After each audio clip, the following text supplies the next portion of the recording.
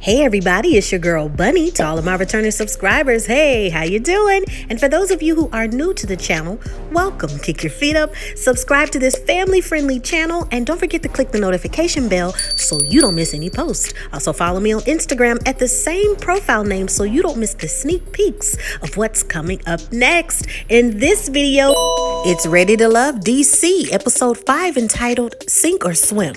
I give a full episode recap with photos offset to the side, and then I give my review at the end. No need to dig around. I have all of the minute marks in the comments. It's all coming up next. It's another week in the ladies' lounge, and Tasia admits that there needs to be more pressure and seriousness when it comes from the fellas. Tommy arrives and reminds the ladies that this week is in their power for eliminations. To add some fun, it's a nice pool party, and the ladies are excited to let loose and have some fun. Tommy reminds them as well that while they're having fun, to take note of who they're serious about and who needs to be eliminated. It's beautiful skin in the sun. Drinks are flowing and people are starting to mingle. Corey admits that he's still digging Moonming, but has an interest with Courtney as well. He wants to romance Courtney as much as he can so she can realize that he's really the true guy that she's feeling. Kamil tells production that after her last date with Cornelius, they discuss boundaries, although Cornelius knows that he's got to see and date other women. While everyone else enjoys fun, swimming, races, and conversation, Courtney starts to see a little love note dropped everywhere. It's one here, it's one by her phone, one by the pool, everywhere. One note even read, "I haven't given out notes since my last crush." Wait, you're the first crush. Courtney thought that it was cute and creative to whomever is leaving the notes.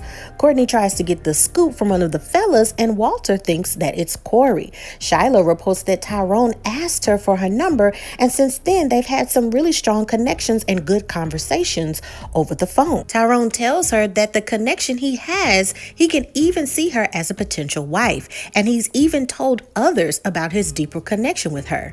Shiloh is flattered, but comments that she wants to go through her process, and that even though she's dating him, she can't really see him as a potential husband. Not yet. Tommy has arrived and he has a special announcement. It's time for a curveball, the element of temptation. They're adding in 2 sexy singles. First to arrive is Sydney. Frank is definitely feeling Sydney. Sydney is 33 and is an entrepreneur. Now for the ladies, there's a new cast member, Sean. When he arrives, even some fellas laugh. Sean is 44 and he's an author, writer, and entrepreneur. Now it's time to mingle and meet the newbies. There's also a friendly reminder that elimination is this week, and the ladies need to make the most critical conversations in order to decide who needs to go home. Sydney gets a conversation flowing with Sean and everybody else and asks some basic questions. How do they feel? Who are they interested in? And when was their last relationship? As Sean begins to answer, the other ladies insist that Sean and Sydney should just talk together. They're more interested in speaking with other people. More specifically, Kamil says she needs to get back to her boo and that maybe this is just a waste of time. Sean makes a production note that her approach and energy was very rude, but he's no longer going to wait on love to come to him. He's going to get up and continue to mingle to find love himself. Aisha feels that the new additions did nothing, and she wants to continue with who she's connecting with, and the other ladies agree. Frank and Sydney sit down to chat, and he loves her energy. They have a mutual friend, and they feel that it's about time that they finally connected. It's only right that they start the conversation. Meanwhile, Sabrina tells Tyrone that she's really digging him and wants to get to know him a little deeper. He responds with telling her that Shiloh is his true connection and he can even see her as a wife. Sabrina is confused because they've had several deep conversations over the phone, and it seems kind of all of a sudden that he has this deep connection with Shiloh. She has no idea how all of a sudden he just felt this way. It's odd, but she doesn't want to waste any more time with him, especially if he's adding all of his eggs in one basket. Moonming and Corey continue to talk and discuss certain things, and she makes a production note that he can be a nice guy when he wants to. He is consistent in making her feel well deserved and gives her all the attention. As Cornelius chats with Sydney, Kamil keeps a close eye on him, and Cornelius says that he can feel the beams. Kamil tells the production that she saw her man, her boyfriend, talking to someone else, and she's not pleased. Kamil wants to address Sydney, but Moomin stops her because her anger and approach is coming off all wrong. Moomin wants her to just chill and have fun. And why is she so upset? It's so annoyingly obvious that Kamil is bothered that Cornelius stops what he's doing to check on her. She tells him that while other women talk to him, he's naive and he's a country bumpkin that falls for anything. Cornelius says to production that he's very disappointed and disturbed at what she's saying and how she's expressing herself. She continues to tell him that he's had several tests, and each test he's failed all of them. He's an F student in her book, and she even sheds a few tears. The pool party comes to a close, and now it's time to go inside for more fun. Aisha gets to know Sean, and Frank sees their small talk. Frank says to production that he wants to validate if the feelings are real with Aisha or if she's just playing the game. Aisha says to production that she's always been attracted to older men, and Sean is very interesting. He tells Aisha that he notices that when she talks about motherhood and being a wife, she smiles and glows, and he loves that. Aisha also says that she feels that her marriage wasn't a failure, but that their journey together just ended. Sean notices that she's been through a lot of pain, but she shines through it all. He tells her that she's very refreshing. Corey admits to Courtney that he's the one that left all of the love notes everywhere at the pool party. Courtney thought that the idea was very sweet, and Moomin is confused because Corey will make you feel very special and unique with his romancing, but he'll do the exact same thing with other women. The night continues with dancing, and everyone is having a blast. The next day, Moomin has a moment with Corey. Moomin tells production that she's got to call him out on a lot of things. She received a call from Tessia that Corey was leaving love notes for Courtney. She wants to know if he's building something with her or if he's just playing the game. Corey has difficulty answering the question and finds it a bit odd that everyone is focusing on him and if Moomin actually saw him leaving the notes. Corey admits to production that he is deflecting the question because he didn't know people would find out that it was him leaving all of the notes. Moomin makes a production clip that she's not upset that he's dating several women, but that he's not honest with a lot of things that he does. If he's invested in other women while she's 100% given his time to him, he needs to say so. He tells her what he wants, but in actuality, all she wants is the truth. Corey tells her that he would even like her to meet his parents, but she asks, "Are you asking other women to meet your parents as well?"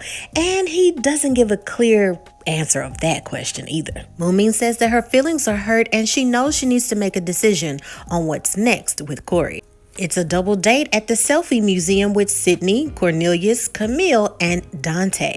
When Cornelius and Sydney greet each other with a hug, it's very obvious that Kamil is bothered. She even makes a production note that she is uncomfortable with their hug.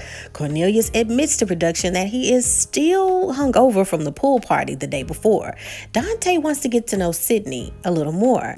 Sydney is from Jersey and Dante is from Chicago. He takes a moment to be transparent and lets her know that when he first arrived to the city, he was very homesick. And to deal with that homesickness, he just reflected inwards and focused on growth.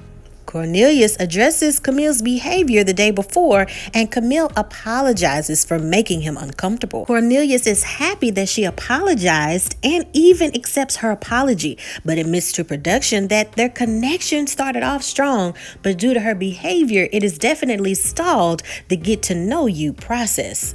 Sean greets Aisha with flowers, and he's so excited for more one-on-one time. He loves her energy. She's smart and beautiful. He tells her that the white flowers represent friendship, the red signify passion, and the lavender color is for her zodiac, Gemini. They get into deep conversation, especially when it comes to children. Aisha is very honest in saying that she's raised her children, she had a marriage that ended, and she really doesn't look forward to having more children. How does that make him feel? Sean is very honest in saying that that is why a previous relationship didn't work. His last mate was a little older and she didn't want to have children. He understands her decision but says to production that children may be the next chapter in his life. Aisha asked the question that if they were to get together, would her and her 2 teen children be enough for his life? He says it's a very good question, and Sean says that that's something that he needs to think about. It's back to the ladies' lounge and everyone is ready to spill the tea. Tommy checks in with Sydney and she's having fun with all of her experiences so far. Tommy wants to know who's having connections and what's working. Shiloh says that she's having a connection with Phil and they have great conversations and energy. Also, she's having a good connection with Tyrone. Sydney is having a good conversation and connection with Dante, and the transparency is very interesting. He seems very grounded. She's also having good vibes with Frank. They know each other through mutual friends and a circle, and it was finally great to sit down and have a conversation. Tasia is digging Phil and that she's saying that he's meeting all of her expectations. Courtney says that from the beginning, she's always liked Corey and Cornelius, although Corey is showing a little bit more interest and effort when it comes to connecting with her. He even left little love notes at the party. She even reads a few to the ladies. Moomin says that he's been telling her the same things. She goes on to say he not only tells her that she's the main one, but also that he catches amnesia when she has questions about what he's saying to the other women. Courtney says to Moomin that he even told her that he wanted her to meet his parents. Moomin confirms that he told her the same thing. Courtney and Moomin are frustrated at his actions. Now Tommy wants to know who the ladies aren't feeling.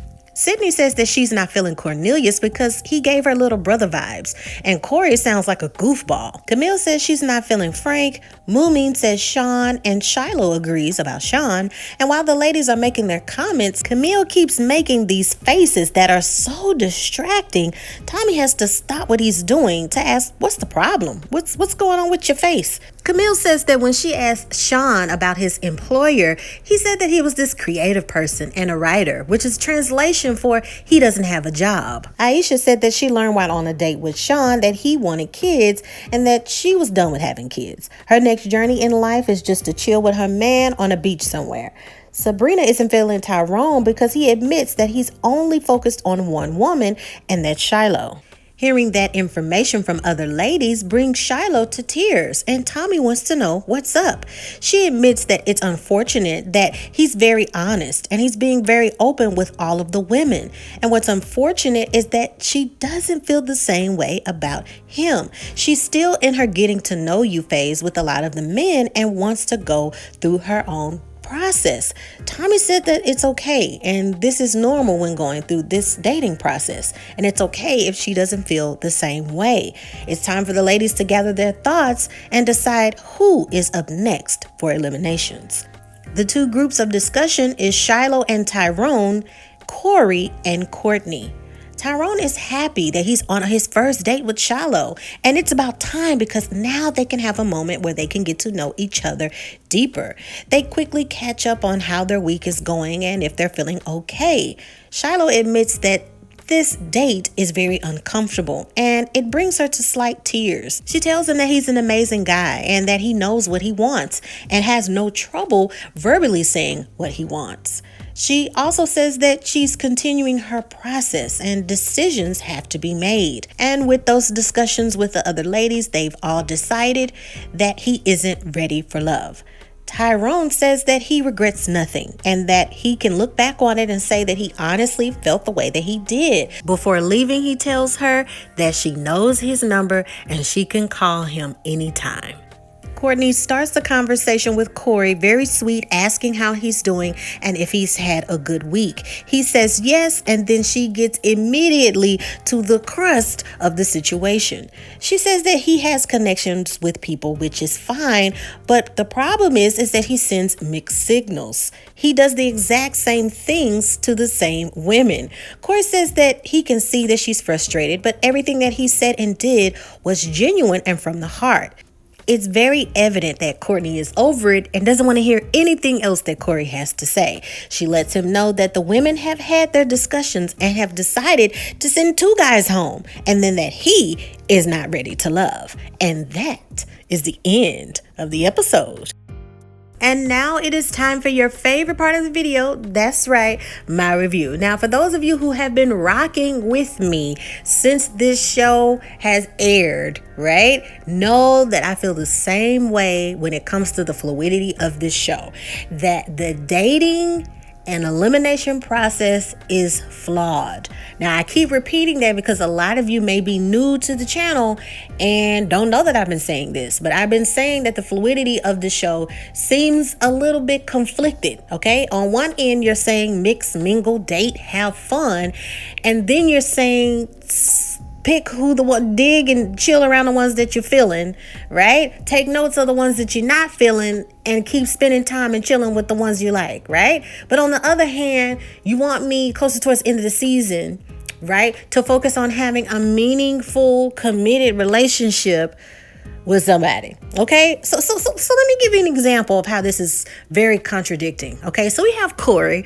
I mean, you know, like Sydney said, he's acting like a goofball, which is true. But hear me out on this, right?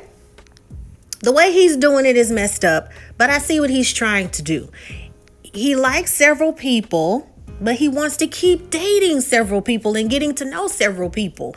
It's really confusing when you're telling me to just pick one, but I barely know you. It's like I need to keep dating you and find out what it is I do and I don't like about each person, right?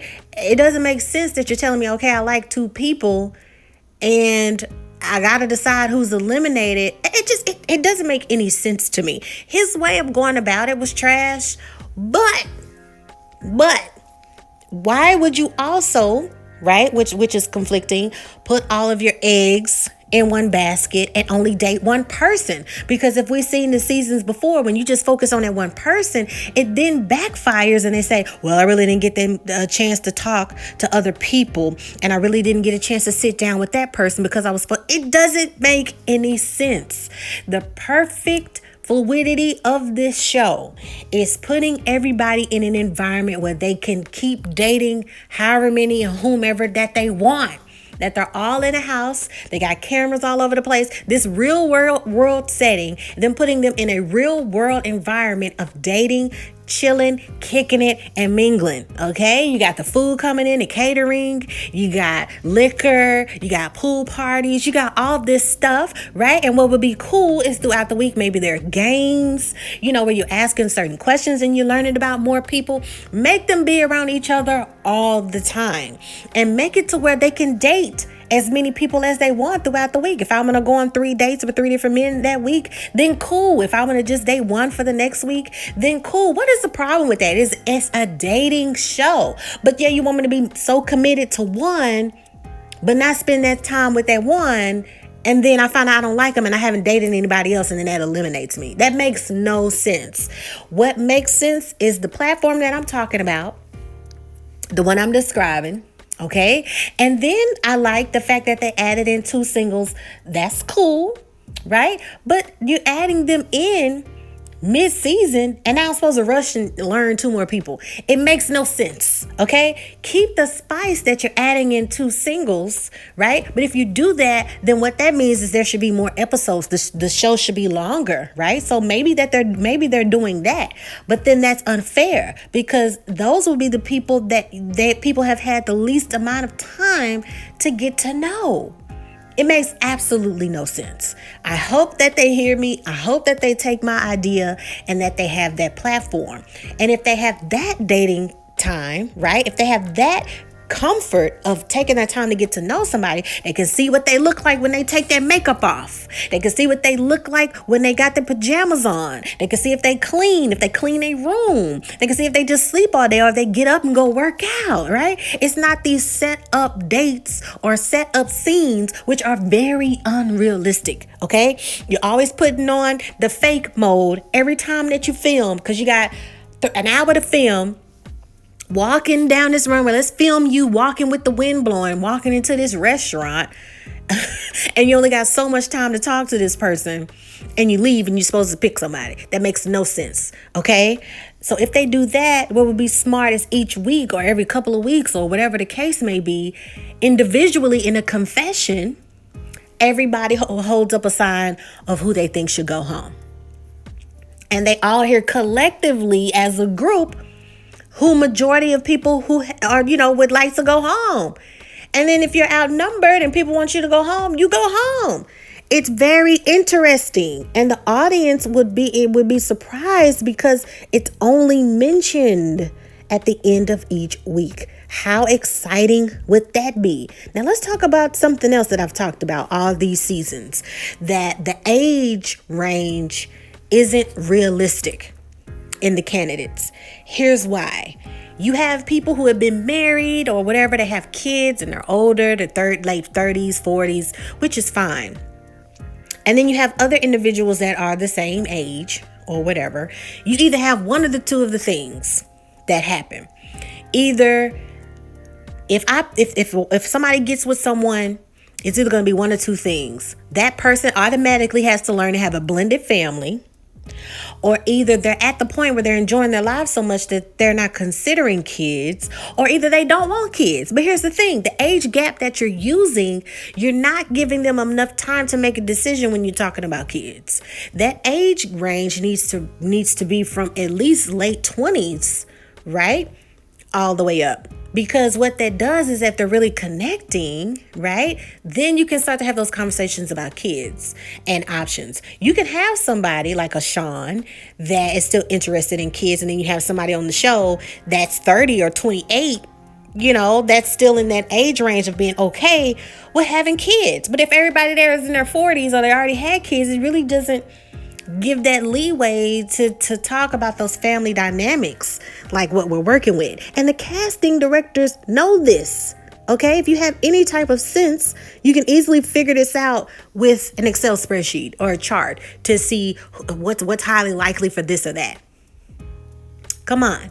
The error in the casting directors are that they are not taking their time in thinking who's more match made. What they're spending more time on doing is who is the wow factor, who is introvert, and who's going to get on here and act crazy. But in actuality, what will bring the ratings is seeing true connections, true dates, seeing true riff-raps and fights, because people are going on the dates with the people that they like. That's exciting. Is she going on another date with Tommy? Is she going on another date with, I'm just throwing out a name. Is she going on another date with Tony? Is she going on another date with Brandon? Then they, then they got a little beef in the house. You know what I'm saying? And the dudes will go the same thing. Is he going on another day with Stephanie? Dang, I can't get no time with Stephanie.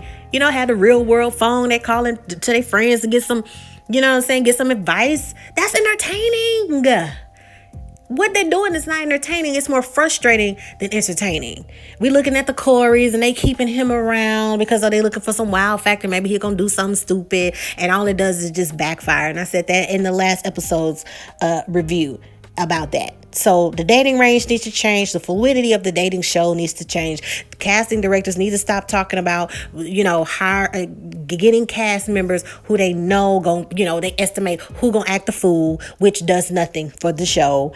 And also we're talking about critical things if you're trying to get people in committed relationships. Why don't you have an expert on there to talk about who they think they should be more compatible? You can add all of these elements in the show. Plus, the crew would save a lot of money when it comes to scheduling and booking real estate. You're not going and getting permits for all of these restaurants and dating spots and all this other stuff. You can do that when they go out on a date, but majority of the time will be them at the big mansion or at the house that they're in. And you're playing all these games and you're doing all this stuff in the house. That'll save y'all a lot of time. It'll be a headache for the editing team, but whatever. They're getting paid to edit and put all the stuff together. All right. But that being around people all day long and not have to worry about being in tip-top camera ready environment will make them more relaxed and will allow more conversations with all of the dating. You're going so fast that either they're irritated with each other, and majority of the conversation you hear the cast saying, this is what made me upset. Oh, we have good conversations and we call on the phone. So that lets me know that majority of the quote unquote connections and times that they have to talk is when they're not filming and they're calling each other on their personal phones. What's the point of the show? If they talking at the house over the phone, we don't know what they saying. We're not hearing what they saying. I want to hear what they're saying and I want to see them interact. Stop that. Have them all in one house. Y'all spread the word about your girl bunny and my idea. Lastly, I said this was last season as well. One thing that crushes the show is a lot of the cast members having interviews and panels with platforms while the show is still airing.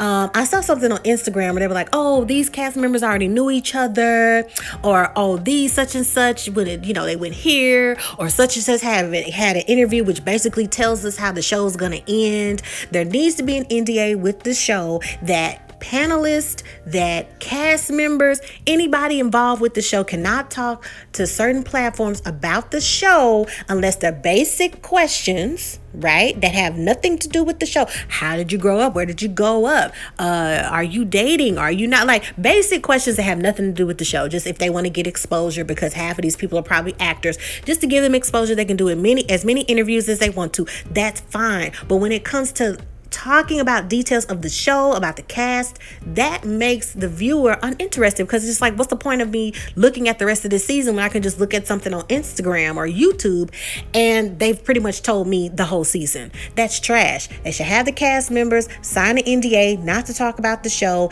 and they can talk about details of the show after the show's reunion specials. That makes the most sense. They need to hire me to organize it and get this ish together, because the show will be off the chain if they put me onto it. This is why I have been so accurate with each season and guessing 100% correctly about who would be together and about who would be together and about who was just a waste of time and didn't need to be on the show. And every single time I have been 100% accurate.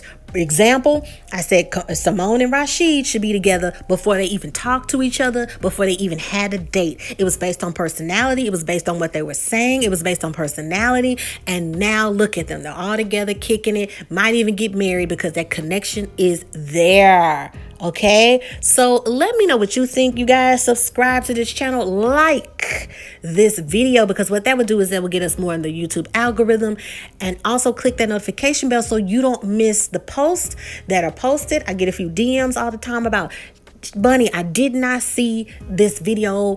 I didn't get an alert. You have to click that notification bell, and also follow me on Instagram at the same profile name so you don't miss anything. And also check out a lot of the shows in the pinned comment that we have going on. Check out Wu-Tang and American Saga, which is a Hulu original series. Season 2 just ended, but you have plenty of time to binge watch season 1 and season 2 so you can enter in a lot of these conversations that are happening online. Also check out the last season of Insecure, you guys. This is the final season, and for those of you who have been rocking with me since Insecure has been on the air, I know that you are sad that this is coming to a close, but there are several shows in that pinned comment that I suggested.